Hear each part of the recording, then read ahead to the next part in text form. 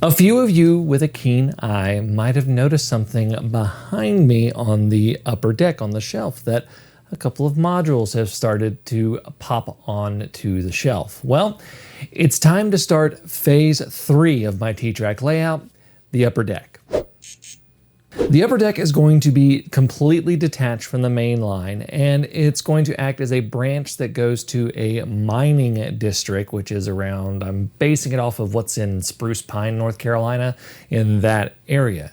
Now, this is the current setup of my upper branch. It's very, very simple. It's going to be a simple switch that I can run in probably about a half hour, maybe, and it's just something that I'm going to be able to do quickly. Now, it is an L shape, and it's going to bring hoppers to and from the mines and quarries that I'm going to model. And it starts with a double drop module, a double bridge module actually, and then it moves to the triple deep drop module with the gorge that's going to be modeled, and it's going to have a bridge over it. Now, all the way from over there to the gorge, it's going to be a single track module. This is going to be a very bespoke T-Trak setup, and it's going to look like some of the gorges that you have set up in the Appalachians. And yes, for those of you who are wondering, this is how I'm covering up the plug right there. So it then moves also to a single drop module, and then that's going to kind of fade the scenery into this interior curve module that I'm using a little bit differently right here. That's going to have the town of Spruce Pine. It's going to go for the look and feel, but not really incredibly accurate. I'm just going to use the name Spruce Pine and just kind of go for the feel with it. Spruce Pine does have a curve that goes through it like this, so that's what I thought was perfect for it. So, and then you're going to have this going into the mines and quarries and the loading areas all the way around it. Now, I have built quite a few T-Trak modules for this, which is good because I've been stacking them up and saving up for about a year, and I can finally free up the space that they've been taking up. But I thought I would take the time to show you how I build a T-Trak module. So all of these modules are from Klondike. I will link that in the description below. And what I'm going to do here is basically glue them together and get them set so that they can dry. And I'll need a couple of things to do that. Obviously, I'll need the module pieces. I'll need some wood glue. I'll need a hex key set. And I will also need some painter's tape. And that will all come into what you need to use it for in just a second. Now, this particular kit is a single, but it also has a back for a backdrop on it, so it's not a typical. And the first thing that I do is I pop out any of the extra tabs for the spaces for everything to fit together. These things fit together really nice. Now we can start gluing everything together, and what we're going to do here is we are going to put little dots of glue right here where the little corners that are going to hold the feet of the module go in place. So we're going to put the glue dots there, and then we're going to fit those little corner sections together, and that's where the feet are going to screw on, and we'll worry about that later. And next up, we will go ahead and attach the side, and we're basically going to do the same thing here. And what we do is we basically just put a little bit of glue, and we're going to fit everything together right where it goes. Put glue on every place we're going to have a new contact point, and then we can fit that piece right in there.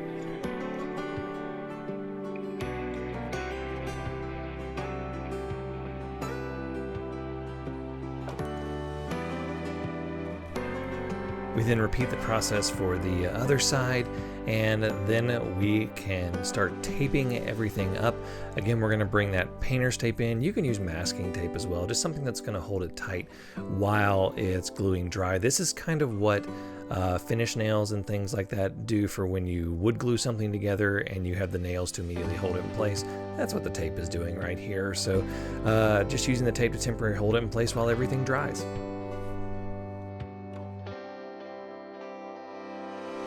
Next up, we're going to put the top in place.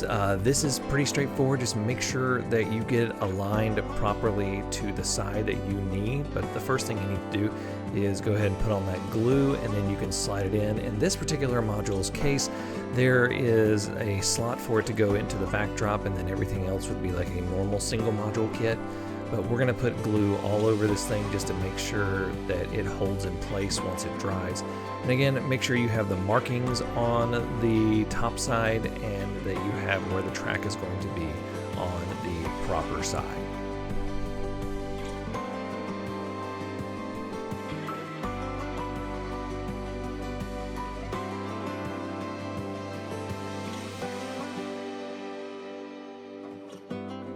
Now you can see that everything didn't go in just perfectly smooth like butter. That's actually a good thing. There's a lot of friction with this. It fits exactly the way it does. So if you don't get it absolutely perfect, you're gonna have to do a bit of wiggling and pushing in. If you've ever built a wood structure like this, a little wood box like this, you've experienced something similar. So just be gentle with everything. Make sure that the joints you already have taped up stay together and stay true. And then you can just go ahead and start pushing everything together. And we're also gonna run into this when we do the front fascia piece as well.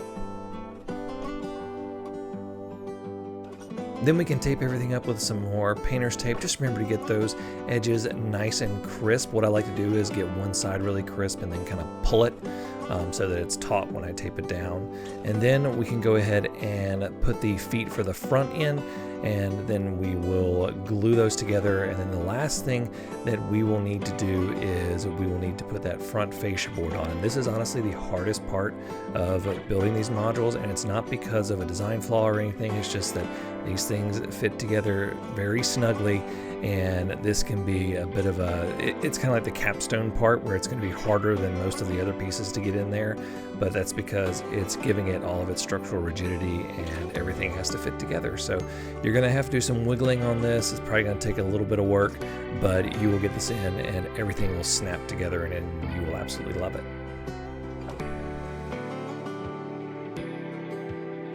Lastly, what you need to do here is you need to put on some more painter's tape and just make sure that everything is sealed up and that it can dry properly.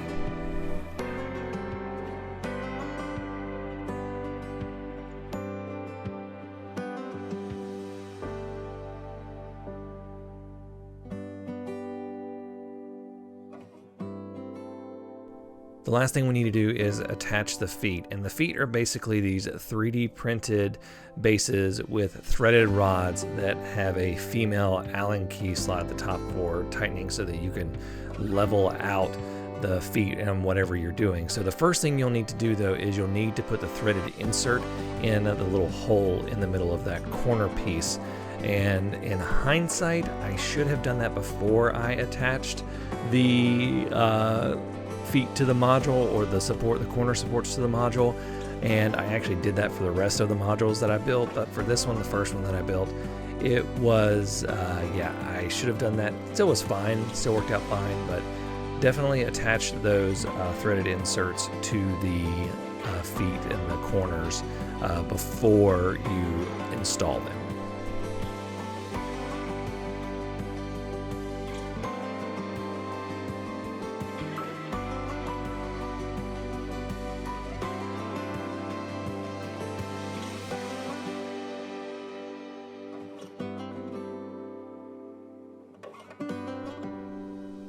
And now you have a completed T-Trak module that all you have to do is let it dry before you can start the fun part. Now I ended up building 4 more different modules for this, including several different variations, but they go together in a very similar way.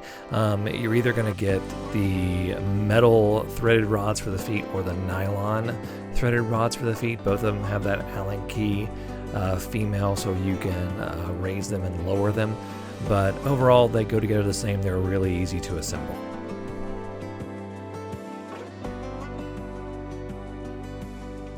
So what are my next steps now that the upper deck is underway? Well, the very next thing I'm going to do is I'm going to install lighting strips underneath right here so that we can have the lower deck lit. It's kind of dark in there right now. You can see a little bit of light creeping in from the lights that are on the area in the real hall modeling area. But that's what I'm going to do next. And then I'm going to begin the wiring process and permanently affixing the track. Now this is going to be interesting because there is some leaning over here with the what's holding everything up. So I'm going to have to figure out what's the best way to tackle that. And then also I have my main bus is literally like basically the spider web that goes out from all the wiring is right here. In this little corner. And so the wiring is going to come up through here, and I'm going to be showing you how I wire up all the modules. So we're going to go here and then up and then all the way around. So that's what's going to be coming. And I want to be clear also that this is a very bespoke setup, and I have never built this with the intention to attach it to any other modules other than the ones that are on this layout. This is not meant to adhere perfectly to the T-Trak standards. I do have an intention of actually building a small single table setup. That's something that I can add into a display at a model train show, because my club that I'm a member of has a T-Trak setup that they take to shows, and I want to make some modules that can go with them for that. I do have a phase 4, which does involve connecting these two decks together, but I have not figured out how I want to do that yet. I might be doing a helix that adheres to T-Trak standards. Who knows? Now, I am hoping to have phase 3 done by early 2027, but who knows? Life could get in the way. I also have several other things with model railroading that I'm working on. I kind of bounce around to all sorts of different projects. It's going to be fun. I'm going to show you guys that as well, but I'm going to give an update on that early next month, so be on the lookout for that. I'm going to show you everything that I'm working on for the latter half of 2026, so that's going to be pretty cool. So thank you all so much for watching. Until next time, I'm Jimmy from the DIY and Digital. Stay safe, be kind, and happy railroading.